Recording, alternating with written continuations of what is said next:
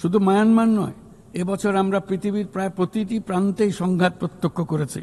Europe, দক্ষিণ Asia, মধ্যপ্রাচ্য, বিশ্বের সবচাইতে ঘনবসতিপূর্ণ অঞ্চলে আমরা বাস করি।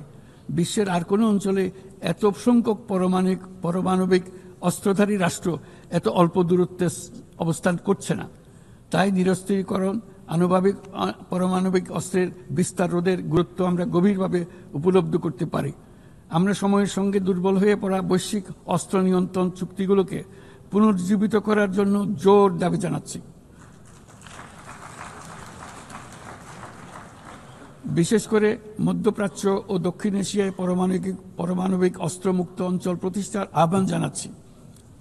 একই সঙ্গে আমরা পূর্ণ স্বচ্ছতার সঙ্গে শান্তিপূর্ণভাবে পারমাণবিক শক্তি ব্যবহারের যে অধিকার প্রতিটি রাষ্ট্রের রয়েছে তার প্রতি পূর্ণ সমর্থন জানাচ্ছি।